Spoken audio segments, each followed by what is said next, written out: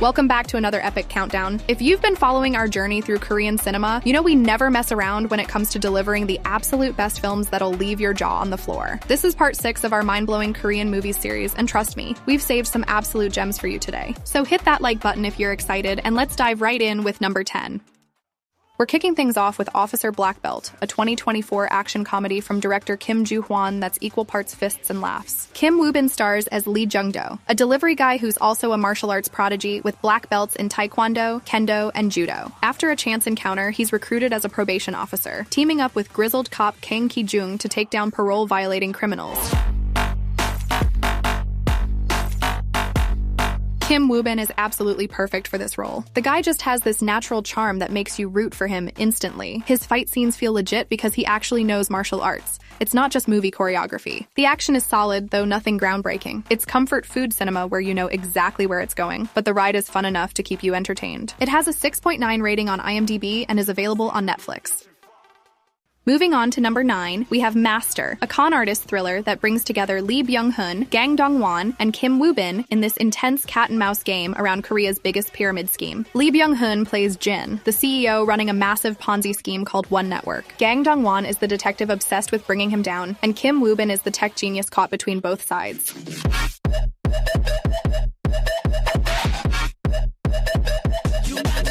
Lee Byung-hun's magnetic performance makes Jin a villain you can't help but be fascinated by, while Gang Dong-won's steely focus grounds the entire chase. This plays out like a reverse Catch Me If You Can. Instead of following the con man, we're with the cops trying to catch him. Director Cho Wee-seok keeps throwing twists at you, and just when you think you know who's playing who, another layer gets revealed. It has a 6.6 rating on IMDb and is available on Viki. Coming in at number 8, we have The Eighth Night, a 2021 supernatural horror thriller directed by Kim Tae-hyung. The story follows a monk trying to stop an ancient evil spirit that needs to possess 8 people over 8 nights to achieve full power.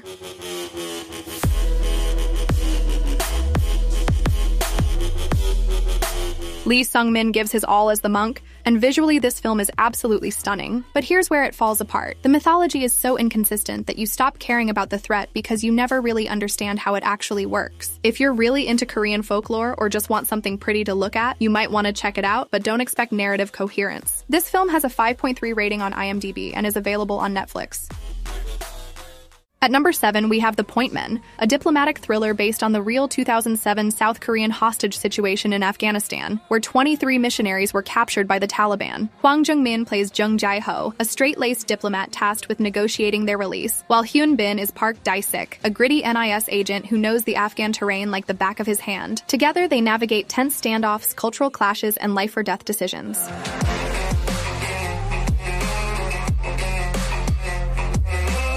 Now, I'll be honest with you, this isn't your typical action-packed Korean thriller. The pacing is more methodical, focusing on psychological tension rather than physical confrontations. There are moments where you can see exactly where it's heading. But here's the thing, sometimes predictability works in favor of building tension. It has a 6.0 rating on IMDb. You can rent it on Viki to watch. Coming in at number 6, we have Uprising, one of the most ambitious Korean films of 2024 that tackles historical drama with modern filmmaking techniques. Set during the Japanese invasion of Korea in the late 16th century, Uprising follows 2 childhood friends from different social classes who find themselves on opposite sides during this turbulent period.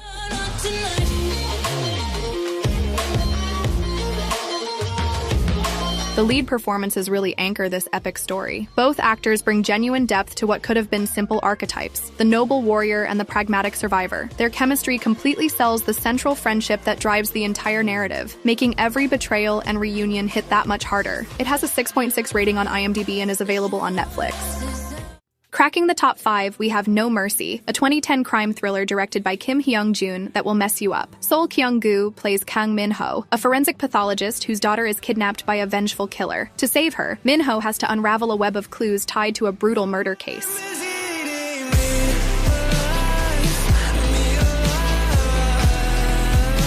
This film is a brutal examination of how grief destroys people from the inside out. Sol Kyung-gu's performance is absolutely devastating in the best possible way. Fair warning though, this movie is relentlessly dark. There's almost no hope or redemption anywhere in sight. The violence isn't glamorized either, it's ugly, messy, and realistic. But if you appreciate psychological complexity in your thrillers, No Mercy offers one of the most nuanced takes on the revenge genre you'll ever see. It has a 7.4 rating on IMDb and you can watch it on unofficial sources. At number 4, we have Always, a 2011 romantic drama directed by Song Il-gon that'll absolutely tug at your heartstrings. So Ji-sub plays Cheol Min, a former boxer turned parking lot attendant who meets Jung-hwa, a blind telemarketer with a radiant spirit. Their budding romance faces serious challenges as Cheol Min's dark past and Jung-hwa's hopes for surgery threaten to pull them apart.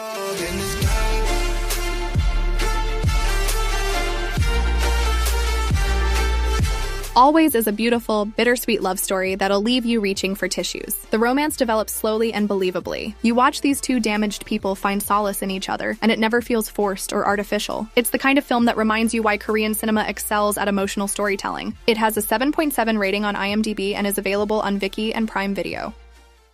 At number 3, we have Burning, Lee Chang-dong's psychological masterpiece based on a Haruki Murakami story. The film follows Jong-soo, a struggling young man who reconnects with his childhood neighbor, Jaime. Their fragile bond is shaken when she introduces Ben, a wealthy and mysterious figure whose charm hides something deeply unsettling. Yoo Ah-in gives an absolutely phenomenal performance as Jong-soo. He perfectly captures that frustrating combination of artistic ambition and economic anxiety that defines so many young people today. If you're into slow burn thrillers that might test your patience but reward your attention, Burning is absolutely unforgettable. It has a 7.4 rating on IMDb and is available on YouTube. At number 2, we've got New World, a 2013 crime drama directed by Park Hoon-jung that's basically The Godfather with a Korean twist. The story follows Ja-sung, a police officer who has spent years working deep undercover in the country's biggest crime syndicate, Gold Moon. When the organization's boss suddenly dies, a brutal power struggle erupts, forcing Ja-sung to choose between loyalty to his police superiors or survival inside the gang he's grown to know too well.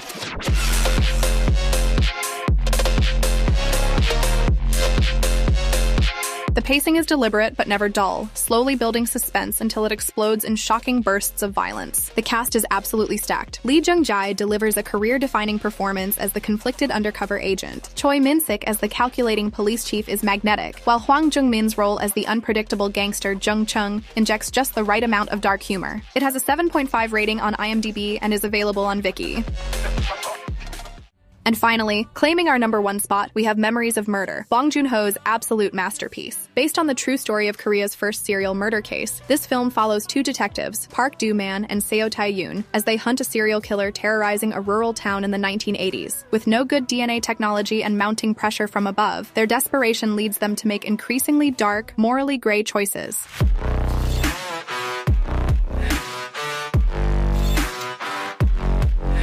Bong Joon-ho's direction is absolutely flawless. He masterfully balances comedy and horror, often within the same scene. Tonal shifts that would feel jarring in any other film feel completely natural and intentional here. The film captures the oppressive atmosphere of the countryside with rain-drenched fields and dim interrogation rooms that feel suffocating. This legendary film rocks an 8.1 on IMDb, and you can buy or rent it on YouTube.